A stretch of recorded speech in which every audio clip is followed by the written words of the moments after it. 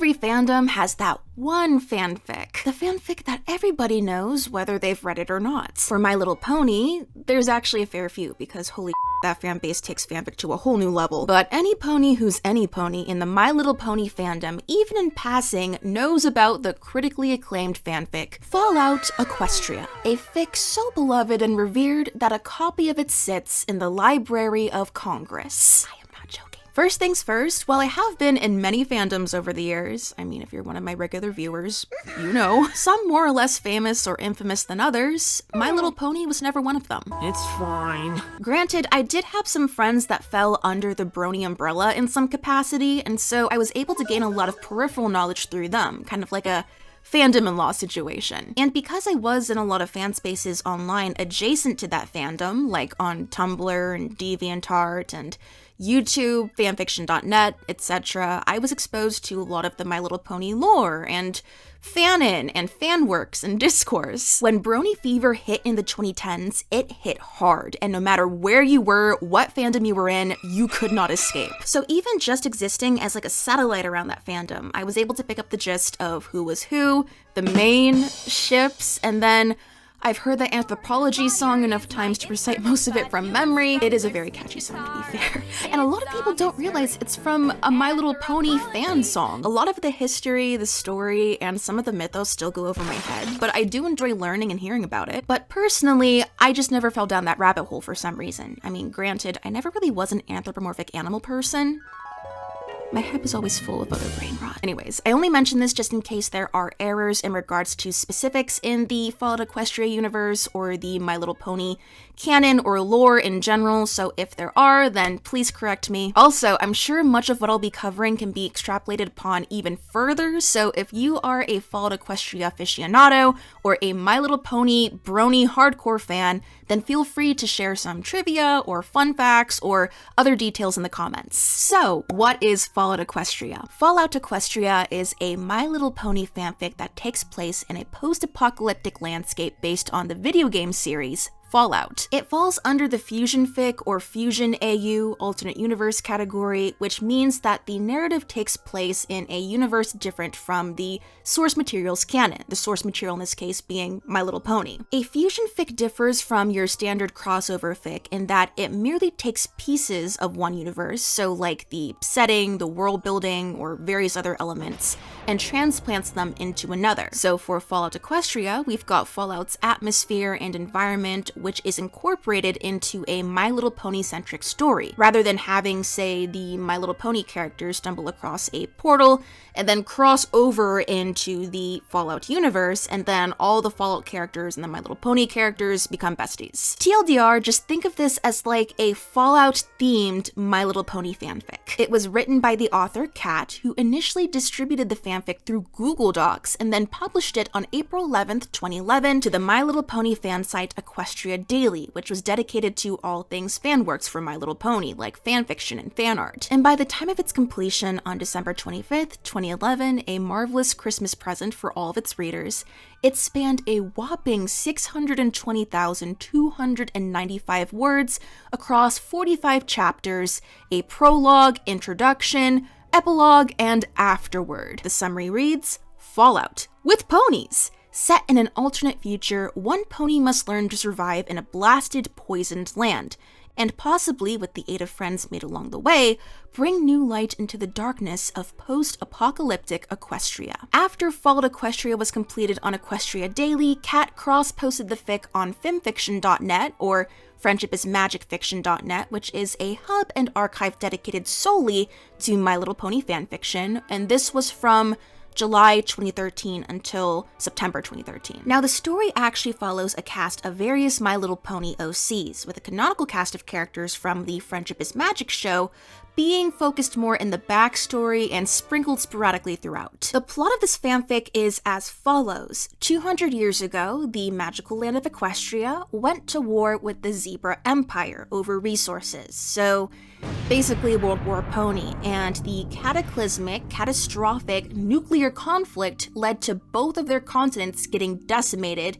and becoming ruins full of mutants, monsters, raiders, etc., with the survivors being delegated to underground bunkers called stables. We follow the first-person POV narration of the unicorn Little Pip, hailing from Stable 2, as she initially traverses this wasteland in search of her fellow stablemate and crush, the entertainer Velvet Remedy. Gradually, she learns to navigate Equestria's ravaged landscape and piece together the secrets of the past and the political tensions that led to the war in the first place, all with the help of 5 companions she meets along the way. Calamity, a sharpshooter Pegasus stallion and scavenger, Steel Hooves, a Steel Ranger paladin earth pony stallion who specializes in heavy weapons and history knowledge, Zenith, a martial artist zebra mare who specializes in alchemy and medicine, Light, a Balefire Phoenix who serves as a scout and is especially close to Velvet, and of course, Velvet Remedy, a unicorn mare specializing in medicine, diplomacy, and singing. This fic is long. Not the longest one out there by a long shot, but still pretty beefy. It's thicker than War and Peace, Gone with the Wind, Les Mis. If you're a Dunmei reader, it sits roughly between Mo Dao Zushi and Heaven Official's Blessing, and the fact that the author managed to finish it in a span of 8 months is incredible. That's like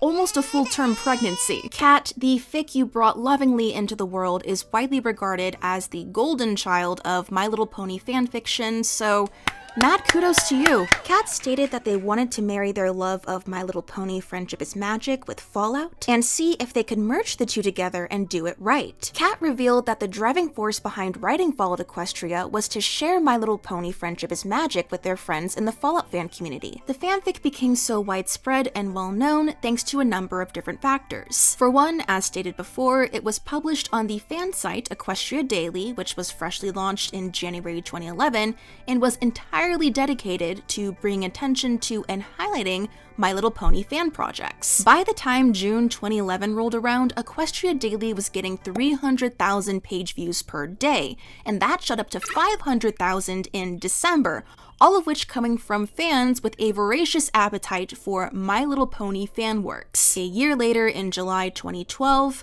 the site surpassed over 220 million hits. A Facebook page called Fallout Equestria Fanfic was created on July 15th, 2011, and roughly a month later, on July 12th, a wiki page for the fic was also made, which managed to hit over 1,000 entries over a span of 3 years. And then, roughly a month after that, on September 18th, the website Fallout Equestria Resource was launched and centered around discussions about the fic, hosting chat rooms, forums, media like comics and fan art, etc. And then on January 9th, 2012, the Fallout Equestria subreddit was made. The creation of all these extra fan sites and pages and the sub-communities and resource hubs really showed just how into the fic the fandom was, and by the time that Fallout Equestria was added to fanfiction.net in 2013, it had come a long way from just being shared around on Google Docs. Fallout Equestria is seen as a cornerstone of the My Little Pony fandom. The OG fanfic itself garnered so many comments that it actually maxed out the amount allowed on Equestria Daily, which was 5,000,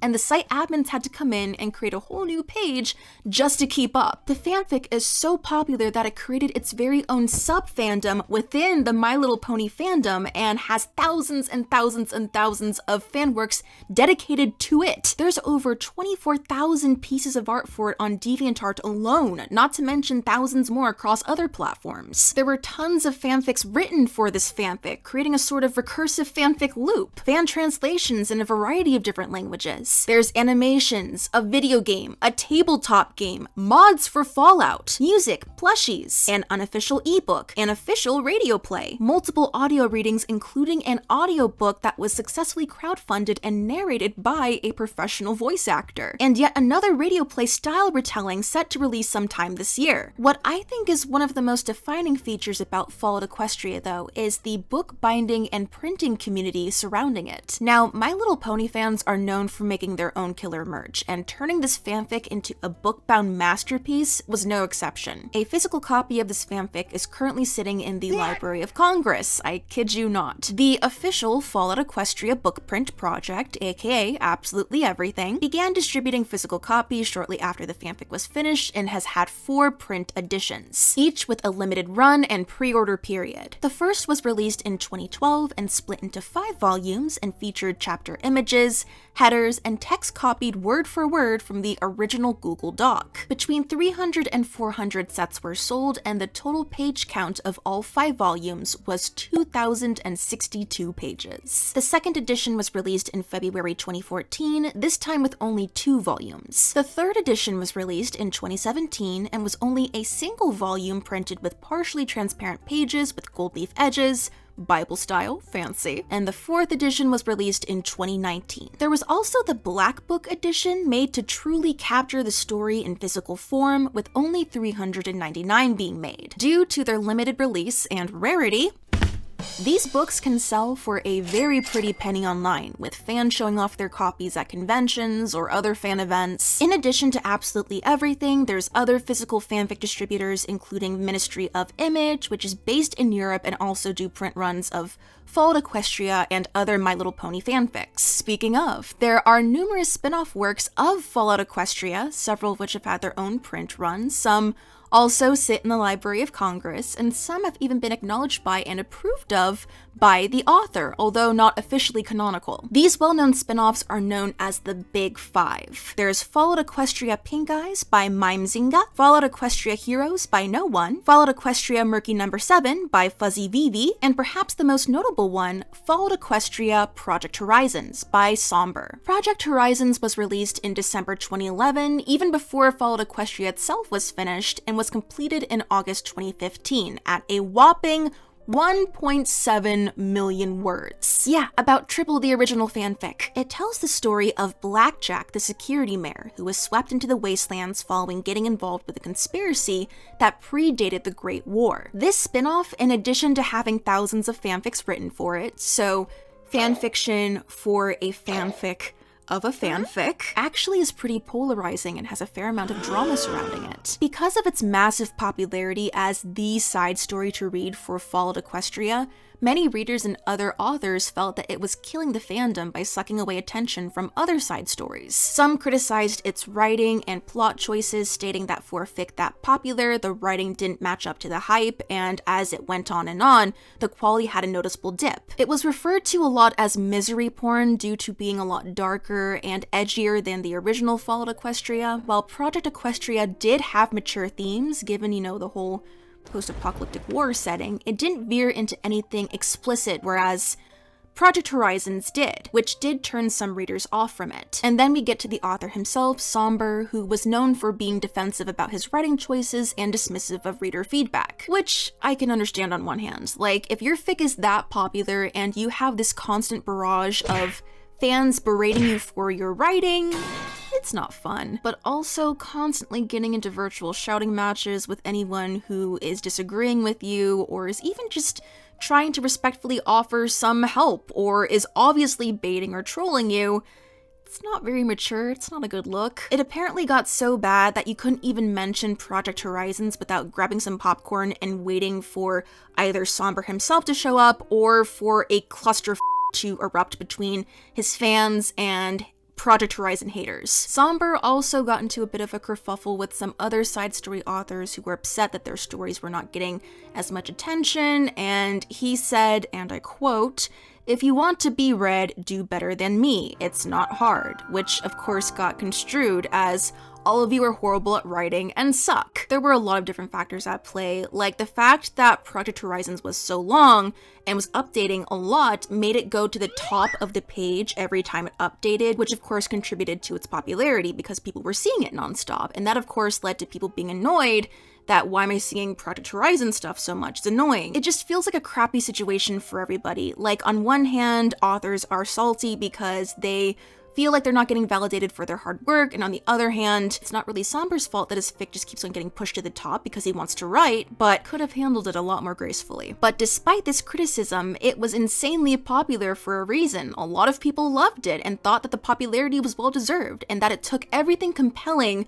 from Followed Equestria and cranked it up to 11. And as an extra cherry on top, there is a viral Tumblr post that reveals that the original poster's English teacher allegedly was the author of Project Horizon's Somber himself. Okay, circling back to the original fanfic, why do people love Followed Equestria, this specific My Little Pony fanfic, so much? There has to be a reason Fallout Equestria is so beloved after all, wild premise aside. Many readers have stated that for everything wacky on the surface level about seeing the worlds of Fallout and My Little Pony colliding, the characters are so fleshed out and complex. Going through their internal struggles alongside them, seeing them trying to be good in a world so messy and striving to figure out what to do if and when they fail is inspiring and relatable and interesting. I mean, isn't that a big part of the human condition? And it's playing out with ponies, no less, in this fic. In the midst of this dystopian world, it's a character-driven story. The story made me think about the line between villains, heroes, and those who are neither. How heroism, specifically of the kind shown in Followed Equestria, is inherently morally risky, and there are probably a lot of times people choose not to be heroes, just to avoid the risk of becoming villains. In terms of the already established characters, especially in flashbacks to before the war, readers have praised how their canon personalities and drives were still there, as well as how truly nuanced the whole situation of events that led to the world ending essentially was. Some fans stated that the world building of this fusion intrigues them, with its collision of sci-fi and fantasy alongside political intrigue and secrets and power struggles. The book essentially creates a sandbox, creates a few characters and starting elements, sets it all going, and steps back. There are still inorganic plot developments, but there are fewer and fewer as the story goes on. A lot of it ends up exclusively running off the characters and the lore, which to me is the best form of storytelling. In terms of the actual story, it's gritty, it's gory, it's dark, it's action-packed, and yet it still holds on to that My Little Pony charm in Friendship is Magic. Something that stood out to me when I was reading through people's reviews of this fanfic, as well as perusing it a bit myself, is the fact that the core message present throughout My Little Pony Friendship is Magic of striving for friendship and harmony is still incredibly present in this fanfic. And for how unforgiving the wasteland of Equestria is in the story, goodness and heroism still persevere. Basically, if you want to be a beacon of light in the world, you can't let the world snuff you out. Kat put the values of My Little Pony to an acid test, and they pass with flying colors. Fallout Equestria says, the world is an unjust place, but we can have some good times. If we play by its rules, think carefully, and act pragmatically. It gives its characters real moral dilemmas and leaves it up to the readers to make their own judgments about them. Many fans have stated that there's just something so captivating about envisioning and imagining the stark contrast of putting these universes together. Narrative-wise, placing the sweetest, purest creatures into a literally toxic environment and showcasing what happens, be it trials and tribulations, triumphs, murder, grief, joy, love, is darkly fascinating. And that's not even mentioning the more technical aspects and the writing style, which time and time again have both been applauded. Now, have I read Followed Equestria in its entirety? No. I wanted to. Believe me, I wanted to finish it before I made this video actually, but because it's such a meaty fic and I'm personally not a My Little Pony fan, I kept putting it off. If I kept waiting until I finished the fic to make this video, I'd never make the damn video, and I really wanted to make the damn video. I've wanted to for over a year because this is just so fascinating. And for such an incredibly revered piece of transformative literature, not a lot of people in contemporary fandom know about it. I mean, you know, outside of My Little Pony fans. And granted, there are a lot of My Little Pony fans, hence why this fic is currently sitting in the Library of Congress. But from what I have read of Fallout Equestria and everything I've learned about the fanfic, I can confidently say that even as someone who was never enthralled by these bright pastel ponies as a kid, I am enthralled by this incredibly dedicated sub-fandom, and someday I will sit down and read this fic in its entirety. For those interested in a play-by-play synopsis, I'm gonna go ahead and read through each chapter's summary, detailing the events that transpire throughout the story. But if you'd rather skip ahead, then go to this timestamp right here. Okay, so this is on the Equestria fandom wiki, and you can see all of the chapters, the prologue, the introduction, and then the epilogue and the afterwards. So overall, there are 49 entries we're gonna go through. Introduction. Equestria went to war against the Zebra Empire, and a megaspell exchange devastated the world. Some predicted the risk and built the stables, bomb shelters that could sustain small populations for generations. After closing shut on the day of the megaspell exchange, the stables eventually reopened on a bleak, irradiated landscape, except Stable 2, which did not open for 2 centuries. Damn, how many stables are there? Maybe we'll find out. Megaspell exchange? Megaspell. A megaspell is, as described by its inventor, Fluttershy. Fluttershy invented the nuclear bomb, an underlying spell framework that allows smaller spells to be augmented in scope and intensity. Essentially, it is a foundation for larger spells than a lone unicorn or single person could operate, allowing for multiple magic users to cooperate in its creation and far more energies to be stored inside, greatly augmenting the power of said spell. Okay, so everyone contributes and it's like a joint battery of sorts. Such frameworks are of physical nature and they can be developed or improved with time to increase in spell efficiency or complexity. Their effects can range from the truly miraculous to the horrendously devastating, as evidenced by the devastation of Equestria. While the workings behind creating a megaspell were known only to ponies initially, the Ministry of Peace released the schematics to zebras at one point during the Great War, hoping that the healing power of the megaspells would create communally assured reciprocal existence by preventing anyone from being killed on the battlefield. Well, that didn't work. I still can't get over Fluttershy basically being the Oppenheimer of the Fallout Equestria universe. Okay, so Stable 2 is the only stable that remained shut and closed off from the world. Got it. Prologue. A Pip-Buck is a hoof-mounted computer with some useful features like an eye-projected HUD, wall-penetrating hostile detection, a targeting spell that briefly speeds time perception, data management, and a location tag so everyone in a group that shares their tag's IDs can find each other. Little Pip, the protagonist and a Stable 2 native, has a Pip-Buck cutie mark, so the little marks on the hindquarters, butts, thighs of the ponies. Since everyone in Stable 2 has a Pip-Buck and the only magic she can use is telekinesis, which every unicorn can use, she finds herself underwhelming. Oh, I mean, like, everybody I know has telekinesis. It's not special. Chapter 1. Little Pip's idol and crush, Velvet Remedy, who is Stable 2's resident pop star, finds the stable door password and goes outside. Little Pip follows her, hoping to bring her back. The Equestrian Wasteland is the vast expanse of territory that once comprised the pony nation of Equestria. Ruins of pre-war civilization are scattered throughout the wastes, and small pockets of life have risen from the ashes of the world that came before. So there's multiple regions of the wasteland. Geography. Post-Megaspell Equestria is a hellish landscape of toxic soil. Due to the hazardous residual after effects of the Megaspell detonations, much of the land is uninhabitable. Equestria cannot sustainably support life since survivors cannot have clean water without a water talisman or grow food due to the polluted soil. Some areas in Equestria are still uninhabitable not because of wild animals or utter decimation, but because of radiation, taint, and pink cloud. As animals are unable to discern what areas may not be safe, many have mutated over time. Some animal populations, such as the phoenix, were transformed into new species, the balefire phoenixes, if I remember correctly. Ponies that have survived exposure to these conditions become either ghouls, which retain their mental faculties, or zombies, which do not. But even if she did have the stable door password, why would Velvet Remedy leave the stable? Was she just curious about the outside? Was she on the hunt for something? Chapter 2. Velvet Remedy left a message near the door asking that no one try to find her. Mysterious. Little Pip continues anyway, doubtful that a hardly useful Pip-Buck's technician's apprentice, contaminated by the outside, would be allowed back in without her. Slavers capture Little Pip just outside a withered Sweet Apple Acres and die fighting raiders. That is an escalation. Little Pip and fellow captive Monterey Jack avoid the fight. Monterey Jack tries to rob Little Pip, but Little Pip outmaneuvers him, sends him on his way, and holes up in the abandoned Carousel Boutique. Jesus. I'm like 100% sure Monterey Jack is probably someone's little meow meow. Oh, what the f? Monterey Jack and his wife Clarinette were out in the wasteland scavenging. They were assaulted by a manticore which fatally wounded Clarinette, her injuries being too severe for the limited medical supplies to heal. She orders Monterey Jack to save himself and look after their 2 children. Holy f.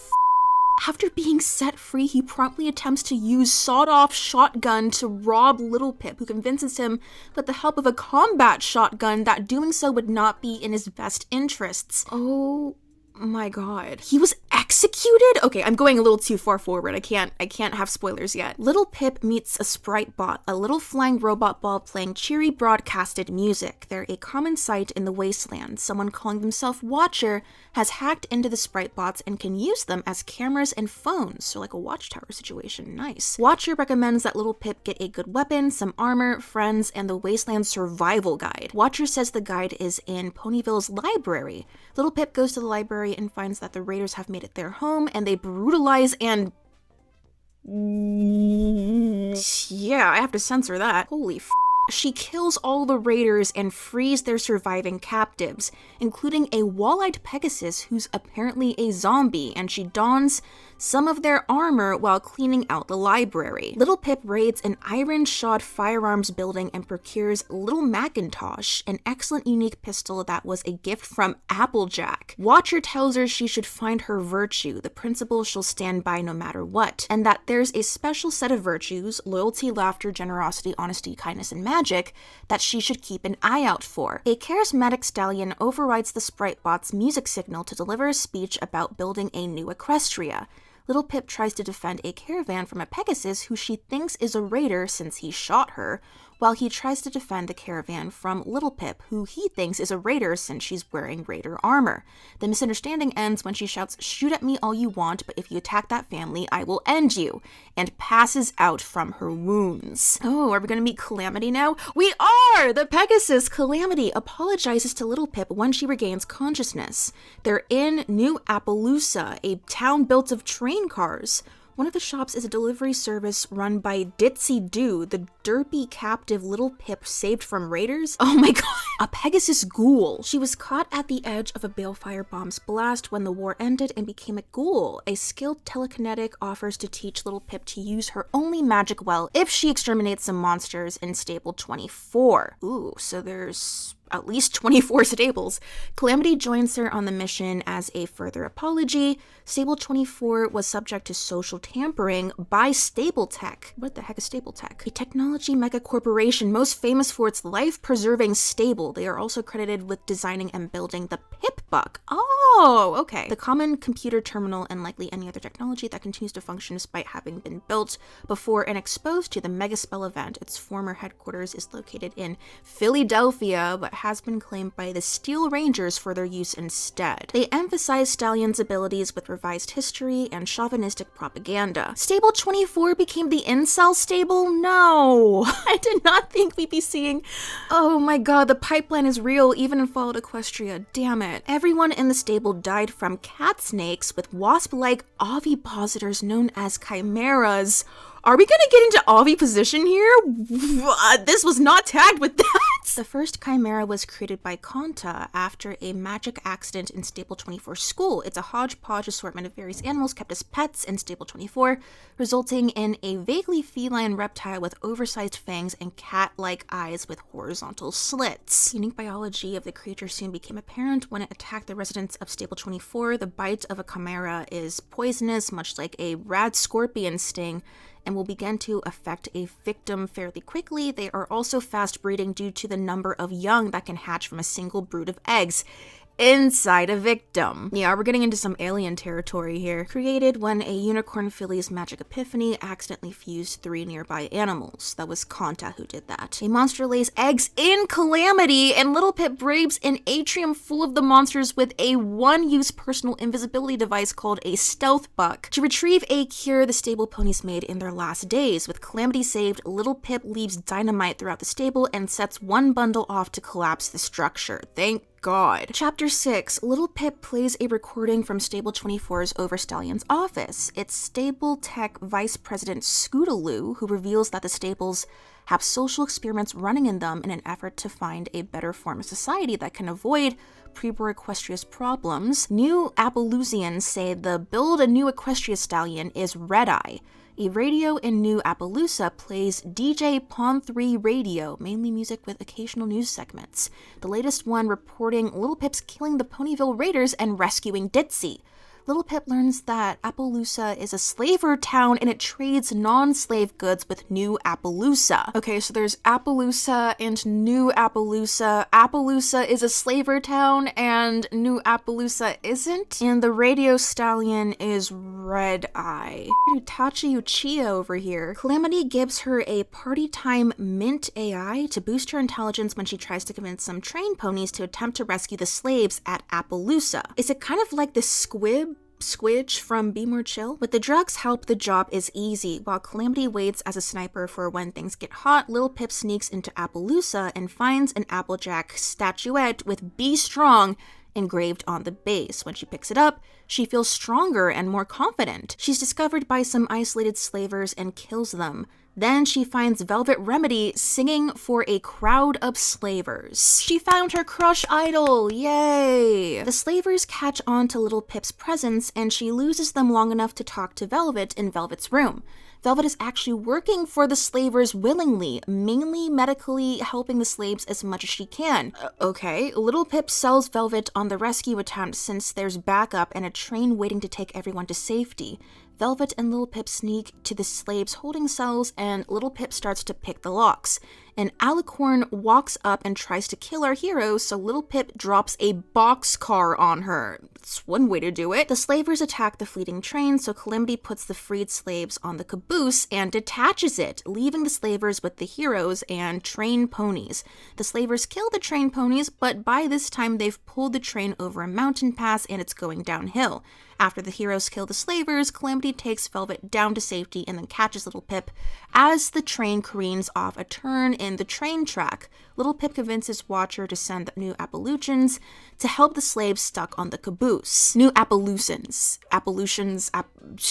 Little Pip has trouble cracking a safe in a crashed Skywagon, so she pops a Party Time Mint AI and unlocks it easily. I have a feeling we'll be dealing with drug abuse issues in the near future. When asked why there aren't more Pegasi around, Calamity reveals that when the mega spells fell, the Pegasi closed the clouds and continued civilization away from the surface in the Grand Pegasus Enclave, hence the constantly overcast sky. Okay, so the Pegasi locked themselves away in the clouds with their own society and were like, we are not touching the mess that is Equestria ever again. Watcher explains that they sent Little Pip to the library hoping she would help the captives. Little Pip has seen some billboards for ministries and asks Watcher what those were. Watcher says Celestia was protective of a group of 6 heroes and abdicated when the war got bad.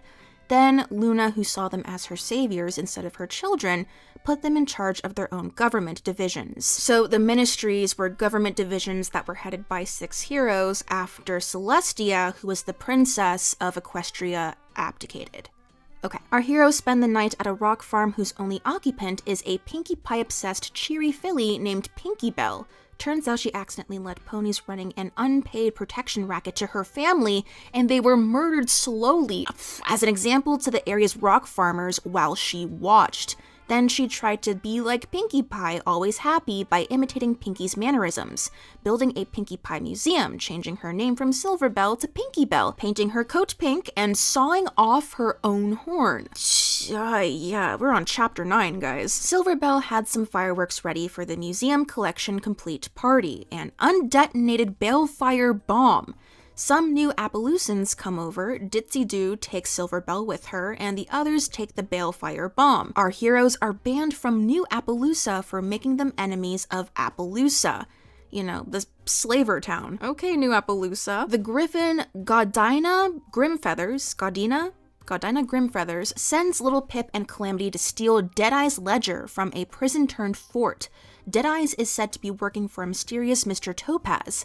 God keeps Velvet as collateral, Sweetie Belle's saying at the prison to keep up morale, and in a safe containing some of her belongings, Little Pip finds a rarity statuette with Be Unwavering engraved on the base. It replenishes some of her almost drained magical energy. She's been overusing her horn. Okay, so a little bit to unpack here. We have the Applejack statue that says Be Brave. We have the rarity statue that says Be Unwavering. We're gonna try to find all 6 of these statues, I'm assuming. So we're missing Pinkie Pie, Twilight Sparkle, Rainbow Dash, and Fluttershy, yes, Oppenheimer.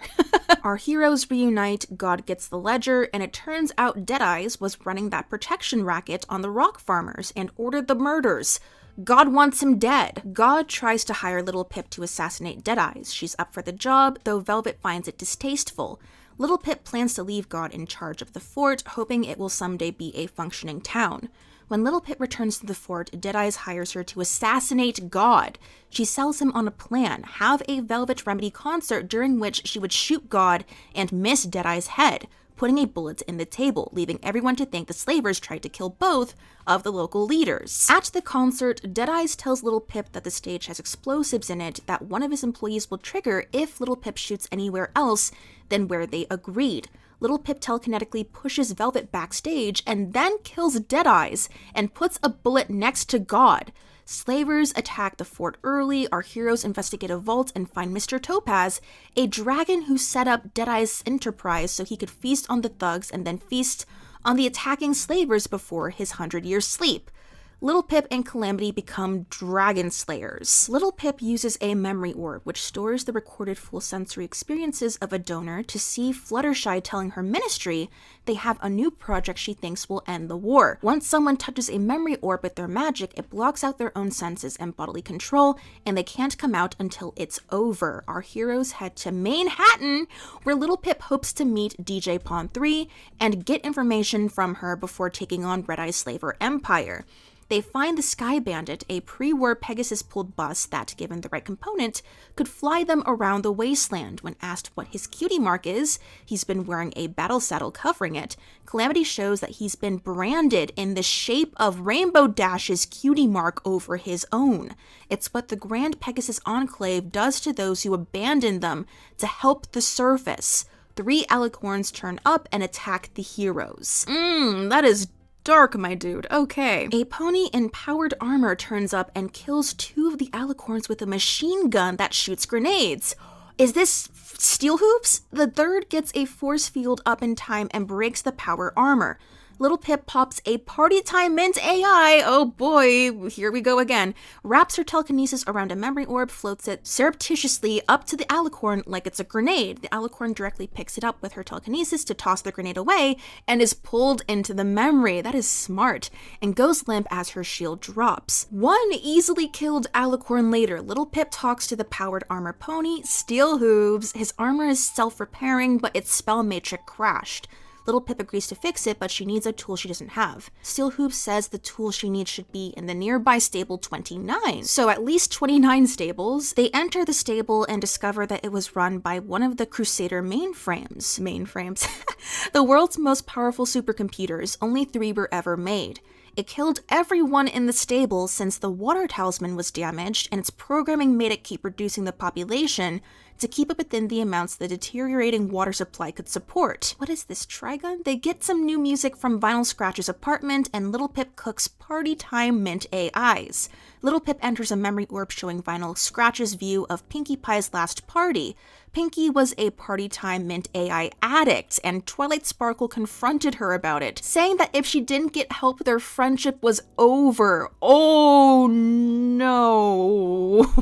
So we've got drug addiction in addition to post-apocalyptic war dystopia. Little Pip wakes up the next morning and overhears Steel Hoops laying a persuasive case to Calamity that she and Velvet are agents arranging local politics for some powerful employer. Steel Hoops declares he's joining the group on their trip. DJ Pawn 3 gives the news on the radio, saying that Chief Grimstar of Ten Pony Tower is trying to wipe out a group of ghouls who tried to get into the tower.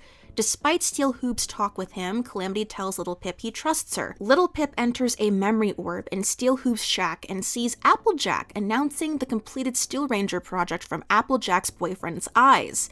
The group enters the headquarters of 4 Stars, Team 4 Star, a pre-war public transportation company. 4 Stars prepared against government intrusion and killed Steel Rangers in the lobby. 4 Stars collaborated with Zebras and destroyed Manhattan with a balefire bomb they smuggled in. Little Pip finds herself wanting a party time mint AI not to solve a problem, but just for the feeling, not a euphoria situation. The group enters Ten Pony Tower, an outpost of class and snootiness, and more importantly, the place to contact DJ Pawn 3. Monterey Jack runs a cheese shop there, of course, and Little Pip calls him out on his trying to rob her. A police pony walks up and Monterey Jack openly agrees that he did try to rob her and he was just trying to survive a trip gone wrong. Ten Pony Tower punishes robbery with execution, so he's arrested and legal processing begins. Well, there we go. Little Pip meets Homage, DJ Pawn 3's assistant, who reveals that she is DJ Pawn 3, of course, and uses a spell to alter her voice during news broadcasts so she doesn't have to watch what she says to avoid being kicked out of Ten Pony Tower. Ten Pony Tower was the Ministry of Arcane Science hub in Manhattan, and Homage has its access to camera feeds across cameras halfway up cloud-piercingly high towers built across Equestria. She lacks access to Philadelphia's tower, where Red-Eye has hacked his way in. Oh wow, I read ahead a little bit. So she's apparently Little Pip's love interest, and she's the main character in a non-canon one-shot side story, Follow Equestria, a mare worth fighting for. Little Pip gives the music the group found in Staple 29 to Homage and finds Velvet checking on Ten Pony Tower's addiction therapy services. Little Pip storms off and tries to figure out what Monterey Jack's game is by popping a PTM, talking her way past the police and getting to his cell. Monterey Jack says he confessed because he decided that he'd keep the wasteland from eroding everything good about him away like it had done to so many, and so he'd keep his virtue, honesty, intact no matter what. Homage loves to have new music since she has so few tracks to play all the time, and asks Little Pip to get some Sweetie Belle music from the headquarters of Red Racer, a scooter company Scootaloo bought. In return, Homage can provide a flux regulator, the component that would get the Sky Bandit up and running, so what they need to get around the wasteland faster. The group arrives at Red Racer HQ, but there's a flock of manticores in its lower stories. Little Pip pops a PTM while no one's looking. She decides to go up to the nightclub Hoofbeats and walk across a giant metal scooter that fell off the top of Red Racer and wedged between the two buildings halfway up. The nightclub only filled the first few stories. The rest of the building was the Ministry of Morale hub in Manhattan. Little Pip stuffs her saddlebags with a locker full of party time mint AIs. They find Pinkie Pie's charred skeleton with a Twilight Sparkle statuette engraved, "Be smart." Well, there's the third statue. That gives Little Pip clarity when she takes it. Pinkie's terminal has a recording that Pinkie tried and failed to send to Twilight where she says she's getting help and wants to stay friends, and that she's sending Steel Rangers to stop 4 Stars. They cross to Red Racer and get the music. Little Pip, thinking of Monterey Jack's honesty, asks Watcher if virtues are all you need, and Watcher says that a spark is necessary for ponies to work right. Friendship. Little Pip asks Homage if she's seen anyone who could be compatible with her, and Homage says she's interested. Homage says that modern Steel Rangers just want to hoard technology. She and Little Pip go on a date. Little Pip asks Steel Hoops about the Steel Rangers, and he says there's some disagreement among Steel Rangers as to whether their oath is to the Ministry of Wartime Technology or to its ministry mayor, Applejack. The group heads to the ruined Horseshoe Tower to investigate some Griffin's distress signal. Calamity left en route to kill some raiders. The group fights alicorns in its tower. An alicorn falls into heavily irradiated water with Steel Hoops, and she regenerates her wounds from the radiation. Ew. When Steel Hoops is pulled out, he refuses Rat Away medicine since he's a closet ghoul and also regenerates from radiation. Damn. Little Pip has some trouble with a safe and pops a PTM, trying to be coy but getting caught by Velvet. Little Pip tries the memory orb trick on another alicorn, but this alicorn laughs and says she remembers. Little Pip deduces that alicorns are telepaths. After the alicorns dealt with, they meet the griffin stuck at the tower's top under a large alicorn shield. The alicorns were after codes to a safe in the Ministry of Images headquarters that contains the Black Book, a spellbook of necromancy. The shield falls to concentrated firepower. An incoming wing of alicorns chases the group and the griffins. Little Pip's PTM high fails to find a solution for the first time. Uh-oh, she had too much and is getting immune to it. And Calamity flies in, leads the alicorns over a fireworks factory shipping area, and blows it up. Cool. Little Pip crashed into a metal bar that went through her hoof. She enters a memory orb as an aesthetic that shows a Ministry of Morale employee monitoring phone calls, hearing Apple Bloom and Sweetie Belle talking. Apple Bloom said Applejack was in an elevator accident that may have been arranged by her ministry to kill her. Sweetie Belle says Rarity's been comforting Fluttershy, who's been crying ever since Rainbow Dash called her a traitor. The memory finishes and Little Pip learns that some ghouls tried to take over Tenpony, which is known for its anti-ghoul sentiment, by paying Blackwing, leader of the Griffins the group rescued, to release a horde of zombies, ghouls who have snapped and gone feral, that live in Tenpony's maintenance tunnels. Blackwing refused the job. Blackwing, true to the Griffins' mercenary spirit, tries to pay the group for their rescue with a huge gun. Little Pip refuses the gun and says they owe her group a favor instead. Watcher agrees to get Blackwing to meet God if Little Pip gets him something of DJ Pon-3's, a gem that functions as a memory orb. Velvet sees a Balefire Phoenix, one reborn from a Balefire bomb detonation. Mutant vampire bats attack it, and Velvet burns them all, saving the Phoenix. Balefire. Little Pip plans to save Monterey Jack by stunning him and carrying him out of Tenpony using a stealth buck. After Little Pip builds a stun gun, Velvet stuns her with it and has her treated for addiction. Little Pip wakes up after Monterey Jack has been executed. Velvet, what the f***? He was a widower and cared for 2 foals. Little Pip calls in the favor Blackwing owes them, having him take the orphans to God's territory. Little Pip hears Steel Hoops has gone to the maintenance tunnels and rushes down to find that, besides ensuring that no one could open the maintenance tunnel doors again, he murdered Chief Grimstar by feeding him to the zombies. Crunch, crunch. Steel Hoops covered his murder perfectly, painting it as he and Grimstar destroying the controls on the tunnel's interior while fighting the zombies, and Grimstar dying in combat. Little Pip flushes nearly all her PTMs down a toilet but hesitates at the last tin. Homage walks in and flushes it for her. They go up to her flat and Homage cooks an exceptional meal for Little Pip, who hasn't eaten in days. They spend the night together and Little Pip agrees to get Homage access to Philadelphia's tower's cameras and radio transmitters. Homage gives Little Pip a Pinkie Pie statuette engraved Awareness. It was under E. Little Pip gets even more clarity and feels more alive. Homage shows Little Pip a pistol that fell from the sky and vaporizes its targets. She says the zebras think the stars are eldritch abominations that delight in watching those below destroy each other, and that maybe there's something to the legends. Little Pip explains Watcher's request, and Homage gives the gem to Little Pip. Little Pip enters it and sees through Spike's eyes. Spike was the dragon from Friendship's Magic, yes. Rainbow Dash models Rarity's Pegasus-powered armor design for the rest of the Ministry mares. Watcher sends a sprite bot to collect the gem, but Little Pip insists that she deliver it in person. Calamity gets the Sky Bandit in the air. The Phoenix Velvet saved joins them. While Velvet is in the Fluttershy orb seeing her idol for the umpteenth time, Calamity tells Little Pip what Fluttershy's war-ending project was. She had the mega spells made and gave them to both sides.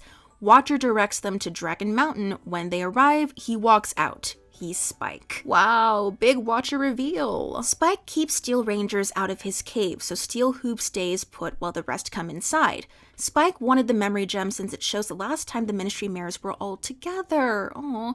Little Pip asks Spike why he doesn't help out in the wasteland. Spike takes her aside by herself and shows her Gardens of Equestria, a mega spell in a Crusader mainframe that would be powered by the elements of harmony and cleanse Equestria of radiation and taint, making the land fertile again. Spike's been trying to bring together a group of friends with the right virtues for 200 years. He hasn't been outside killing raiders and such because he's been defending Gardens of Equestria from potential threats like Steel Rangers and the Enclave. They return to the group, and Spike's stories of the main 6 before the war are interrupted by Enclave soldiers who want to arrest Calamity. Spike disintegrates one and the rest leave. Velvet asks what all those towers are for. Spike says they're for the Single Pony Project, whatever that is. Calamity says the Enclave uses them to grow crops and clouds. Little Pip recommends Ditzy as laughter and Homage as honesty.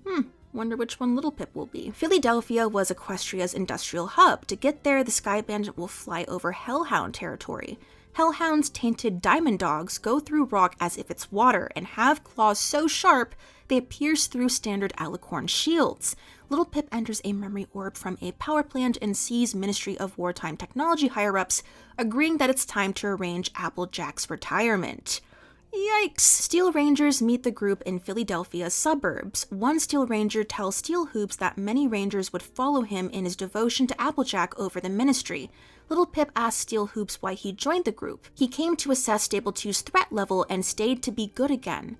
Little Pip enters an orb from Steel Hoop's pre-war safe deposit box, seeing him murder Applejack's chauffeur who was in on the elevator conspiracy. Once the memory finishes, she learns Steel Hoops had declined a promotion to Elder a few years back to avert a Steel Ranger civil war. There's a lot of layers to this. Little Pip enters another of Steel Hoop's orbs, seeing Fluttershy use a healing mecha spell on a battle, helping both sides and saving Steel Hoop's life. Rainbow Dash tells Fluttershy off since it forces them to refight the battle. Philadelphia's Steel Ranger Elder asks Little Pip to enter an orb.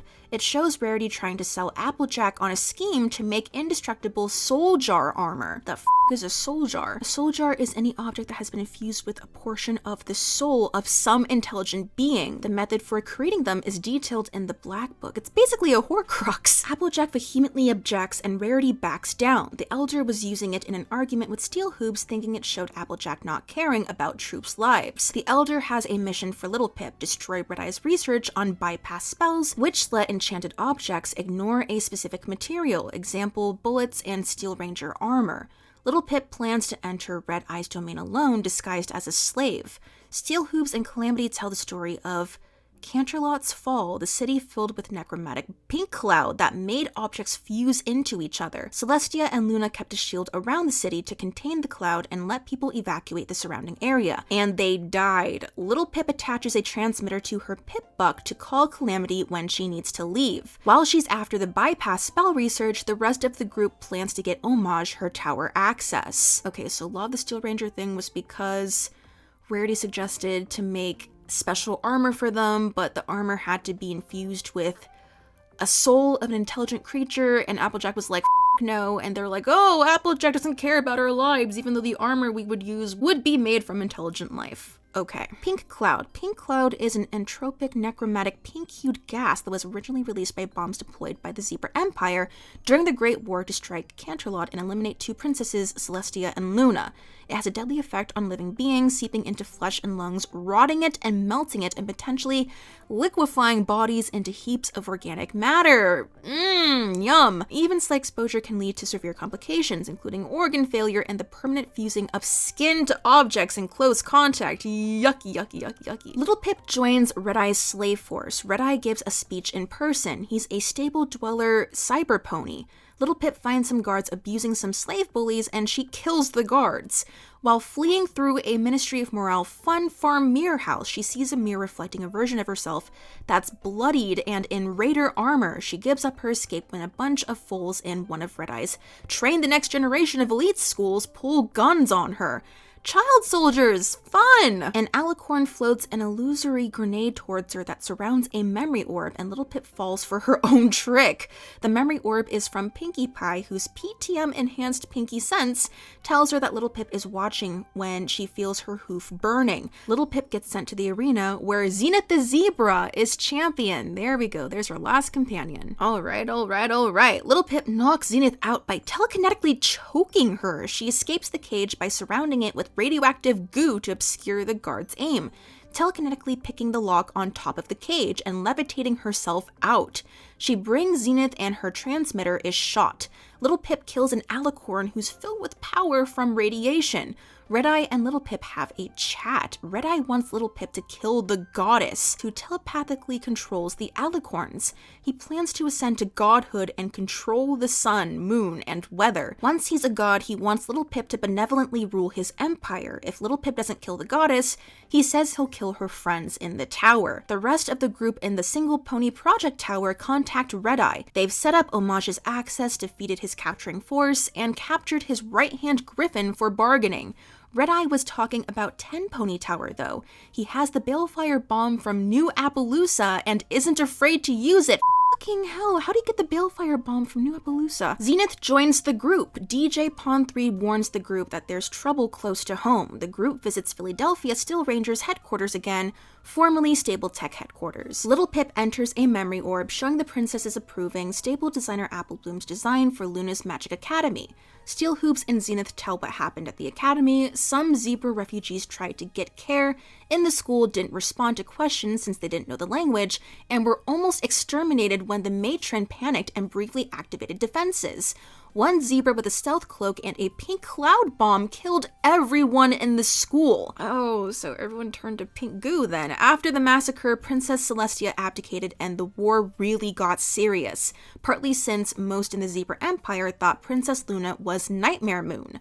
The group heads to Stable 2 on Homage's warning and finds Steel Rangers invading the stable. The invading Rangers are slaughtering the stable's inhabitants. Steel Hoops uses the stable's PA system to ask them to rebel and stop the atrocity. Some do rebel, but the other Rangers seal them off in part of the stable. The Loyalists almost win, but God's Griffins come to the rescue, hidden by invisibility cloaks. Mad Harry Potter vibes throughout all of this, with the soul jars and the invisibility cloaks and the memory orbs. Records show Applejack made it to the stable, had a foal, and died of old age. Oh, so she could have descendants then. Steel Hoops leaves to command the Rebel Rangers. Little Pip gets a Rainbow Dash statuette engraved "Be Awesome" from a shack where Scootaloo stayed after the war. On taking it, she feels better, nimbler, more graceful, overall cooler. They go to 10 Pony Tower, now surrounded by Red-Eye troops, where a secret society descended from the Ministry of Arcane Science reveals itself to Little Pip.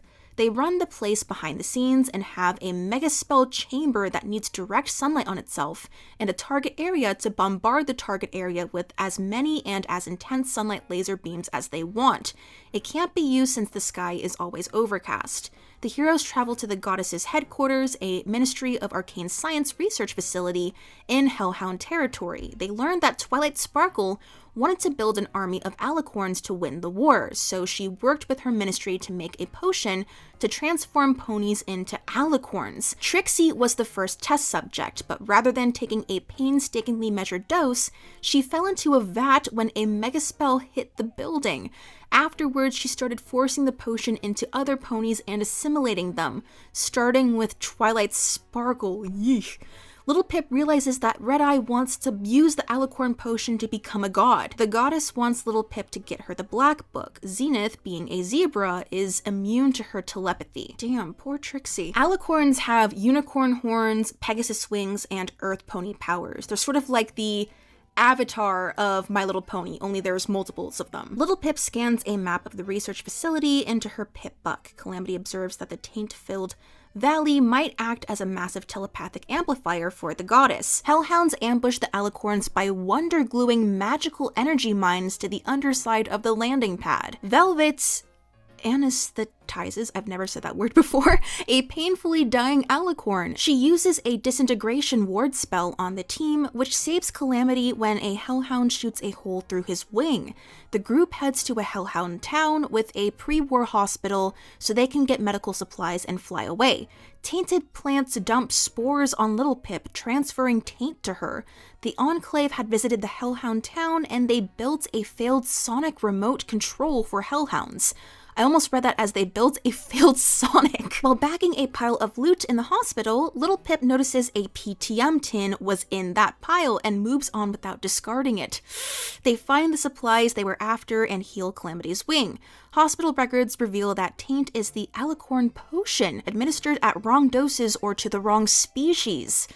The group visits God for some reason. In 10 Pony Tower, Little Pip wakes up from another addiction treatment after she used a PTM to convince Red Eye to do something. Her memory is full of holes in recent times. She had them removed into memory orbs by 10 Pony Doctor Lifebloom, so the goddess can't read her mind and see how she plans to kill her when she returns with the Black Book. Okay, why is PTM bad again? It just makes you smarter, right? 10 Pony Secret Society takes Little Pip's memory orb so they can evaluate her. Most of Red Eye's troops leave from 10 Pony Tower. A dying Steel Ranger Elder tries to upload his brain into Stable 29's Crusader mainframe. Little Pip stops him by using the override code Scootaloo gave a top stable pony in case the mainframe went crazy. That pony was one of the first to die. The Elder is put in stasis for use in a prisoner exchange with Manhattan Steel Rangers. Steel Hooves rejoins the group for the occasion and to help them survive Canterlot while retrieving the Black Book. There's another danger besides Pink Cloud. The city's transmitters broadcast a lethal necromantic signal. Another Rebel Ranger takes command for the time being. The group finds hospitality in a friendly Manhattan community, Arbu. The Steel Rangers try to kill the group instead of negotiating with them, and the group kills their powered armored troops. When Little Pip learns they're keeping the 2 water talismans for themselves, the group tries to negotiate for them, but a fight breaks out and the other Rangers are slaughtered, save 2. Little Pip finds pony meat being processed in Arbu. Cannibalism, yay! And emulates everyone in the settlement who has a mark showing they've eaten from their first kill. DJ Pawn 3 reports that Little Pip may be evil. What? The group leaves with Arbu's children and those who refused cannibalism. They deliver them to Friendship City, but the city guards won't let Little Pip approach. DJ Pawn 3 gets more information and sets the record straight. The group comes to Glyphmark, a zebra town where enslavers took all the adults. Since then, foals have been banishing each new foal to get the zebra cutie mark equivalent. Alicorns have kidnapped some of the foals and taken them to Zebratown, a pre-war ghetto. Zebratown is right below Canterlot and is contaminated with Pink Cloud. The Pink Cloud cuts off the goddess's signal and the Alicorns are hostile. Little Pip learns the zebras launched the mega spells because they believe ponies would kill them all if they won. The Alicorns kidnap the zebras to study their telepathic immunity. Nearly all the captives live to be rescued. The group fixes Glyphmark's drug lab so they'll have something to trade, and repairs military robots laying around the town to act as guards. Zenith stays to teach the full survival skills. The rest of the group goes into Canterlot, aiming for the Ministry of Image HQ on Ministry Walk. Alicorns infest the area, so the group makes dashes from building to building. Little Pip finds a Fluttershy statuette in the Ministry of Peace HQ engraved, "Be Pleasant." It had fallen from a rotted purse on Rarity's skeleton. On picking it up, she feels a surge of magic like the others, but with a greater surge from their all being together. Little Pip spends too long in Pink Cloud saturated water and her Pip Buck fuses with her leg. She finds a recharging stealth buck in the Ministry of Arcane Science HQ. So she's like a cyborg now? She finds a recharging stealth buck in the Ministry of Arcane Science HQ. They get the Black Book from the Ministry of Image HQ as planned. Little Pip goes into the castle and triggers a spell to turn the dragon who guards the royal treasury, who has eaten the gems composing the Pink Cloud producing mega spell, into a mouse. She finds Princess Luna's skeleton in a complete Ministry Mare statuette collection, meets back up with the group in the Ministry of Awesome HQ, and gives the second statuette set to Velvet. A shield around the headquarters control center has a genetics checking bypass spell for the Cutie Mark Crusaders and admits Velvet since she's Sweetie Belle's direct descendant. Inside is a box of memory orbs marked with a burning hoof, the sign that Lil Pip is watching. Little Pip watches the orbs. Steel Hooves murdered Zecora since he thought she was a zebra agent, but she actually was a double agent working for Equestria. Who's Zecora? Oh, she's a canon character! Rarity died saving Fluttershy by teleporting her to the Everfree.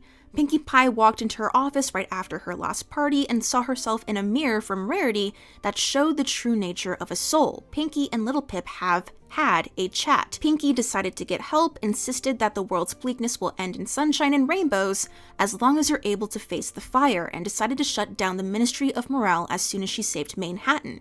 She had the mirror sent to a fun farm.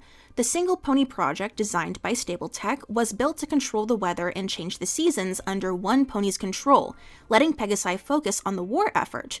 Rarity was distraught by how her friends were drifting apart. To keep them together, she had her soul torn to pieces, put all but one fragment into statuettes, and used a true Mirror of the Soul spell to make each fragment that wasn't hers take on the nature of the appropriate friends, and sent a complete set to each of her friends and Princess Luna, besides keeping one for herself. The group leaves Canterlot by going over a waterfall and lands in Zebra Town. Damn, okay, so Rarity's the equivalent of Voldemort, essentially, only not evil, ? Velvet encounters raiders and kills them. The group goes to the outskirts of Hellhound territory. Red Eye's troops are there, now dead, killed by alicorns.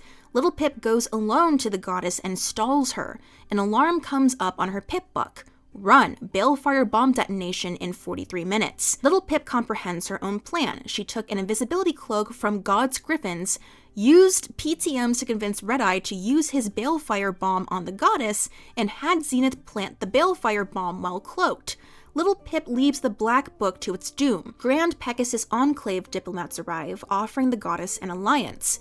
After taking evasive maneuvers through a pool of alicorn potion, Little Pip goes into a bomb shelter designed to withstand a mega spell. One large explosion later, the Enclave hijack the radio waves, declaring that they are coming to save Equestria. Oh, so now they turn up. Little Pip wakes up to find that she lost a leg when the shelter internally collapsed and regrew it in the radiation. Since she's so tainted, she's become a partial alicorn. Uh-oh.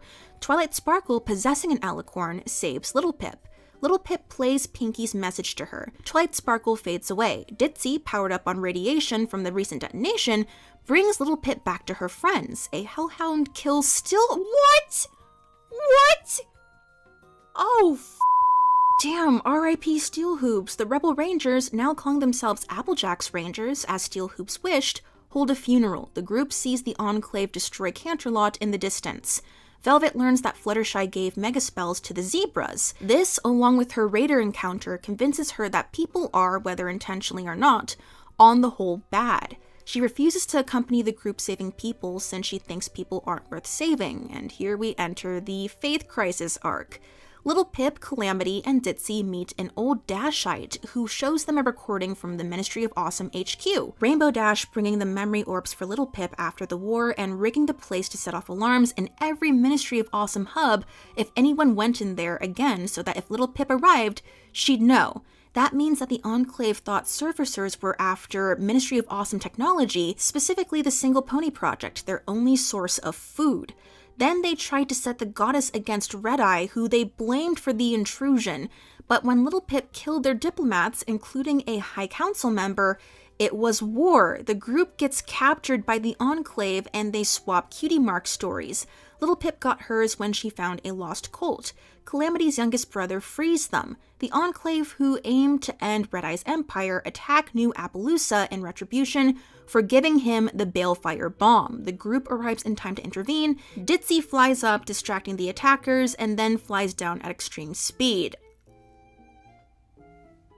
Still irradiated up, Ditzy pulls off a sonic rad boom, crashing the attacking Enclave aircraft and peeling away the clouds for miles around. Enclave troops come in to depopulate the village, but get called away to reseal the clouds. Homage broadcasts a call to resistance from a Single Pony Project tower she hijacked. Enclave troops arrive to kill her, but only find a recording playing and a bomb made from a Star Blaster battery. Watcher tells Little Pip that the Wonderbolts, the Enclave's premier assassins, are after her for using the Balefire bomb, and they have her Pip-Buck tag ID from a terminal she clumsily hacked, so they know where she is at all times. Zoinks! God's twin kids join the group to help them fight the Enclave. Velvet's back, having decided that only helping people who deserve it isn't the point of helping people.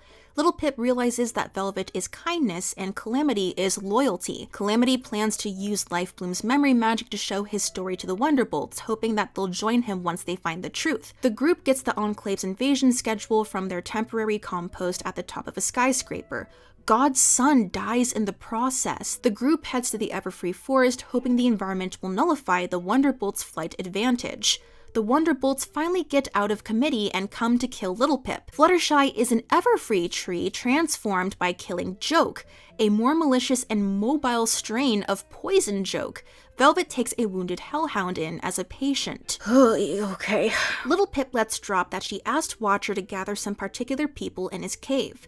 An Enclave aircraft en route to Red Eye's Everfree base gets taken down by something the Enclave calls the Demon, broadcasting the Canterlot lethal necromantic signal. The group uses a couple of God's invisibility cloaks and Little Pip's recharging invisibility device to hitch a ride on the Enclave air battleship spearheading the attack.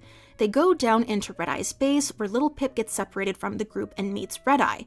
He has the alicorn potion ready and asks her to join him in becoming a god to save the world from itself and guide people into goodness. Also present is Calamity's brother Autumn Leaf, an Enclave general, who Red Eye also invites to join him as a god. Little Pip says that people don't need guidance to be good and refuses the offer. Hellhounds enter controlled by perfected Enclave sonic remotes, and Red Eye is killed in the mayhem. Little Pip shoots Autumn Leaf dead and meets Velvet, who used the base's resources to give the Hellhound a cybernetic replacement leg. The group sees an aircraft full of bombs, and Pink Cloud ram into the battleship, sending it crashing to the ground. Oh dear. Little Pip tells her friends she wants to control the Single Pony Project and roll away the cloud layer, bringing back the sun and forcing the Pegasi down to the surface. Then the Enclave's lives would be clear, and most Pegasi would start helping their fellow ponies, rather than trying to kill everyone they think might take what little they have of the Single Pony Project, and thus agriculture, away from them. Her friends object to the part of this plan where she goes behind an incredibly strong force field, enters a coma-like state, and is separated from everyone who loves her, but they agree that it has to be done.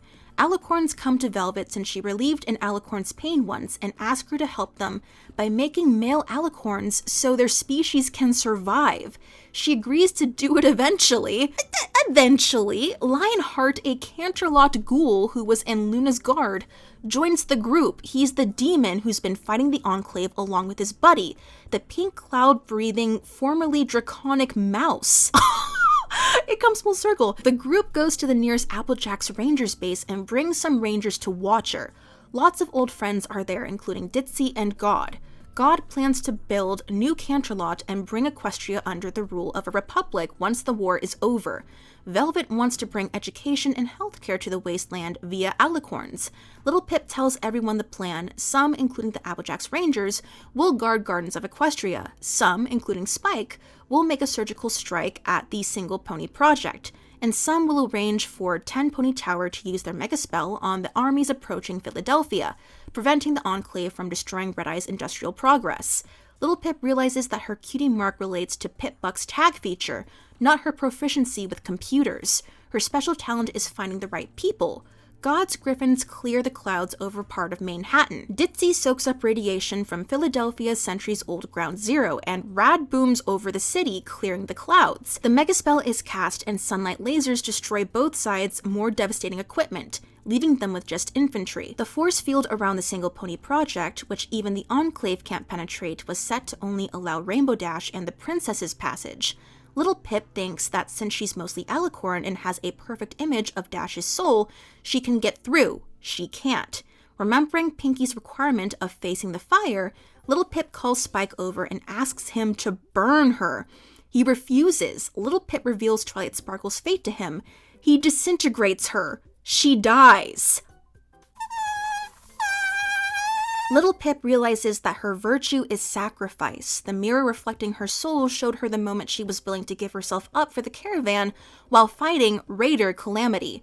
She's rematerialized inside the Single Pony Project building. As she suspected, she's been sent to Princess Celestia through Spike's teleportation magic. Celestia fled Canterlot once Luna died, and knowing that she was dying, uploaded her mind and poured her soul into the Single Pony Project's Crusader mainframe. Rainbow Dash had the mainframe disconnected from weather control since she hated the mind in a computer stuff, so Celestia could only watch the wasteland through the tower cameras.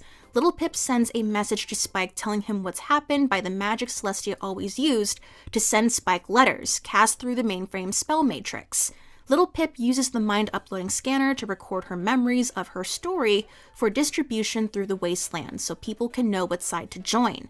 Those memories comprise the story's prologue and chapters. Little Pip has taken control of the Single Pony project. Velvet and friends aim to save Fluttershy with a modified poison joke cure, then gather all the prospective bearers and activate Gardens of Equestria. 10 years later, Fluttershy finishes reading the story, with some discretion on which parts to glaze over, to some foals in the new Canterlot Republic. Equestria is graced with green grass and blue skies. An alicorn foal shows off a shield spell to her. Radiation is imported to power engines and heal ghouls. Velvet married Calamity, and Ditzy and Lionheart are together. Little Pip sometimes hosts guests contrary to her earlier fears of isolation. Arbu is now a prison. Fluttershy prepares to use her unspecified authority, perhaps presidency, to arrange for a Hellhound Sanctuary's creation.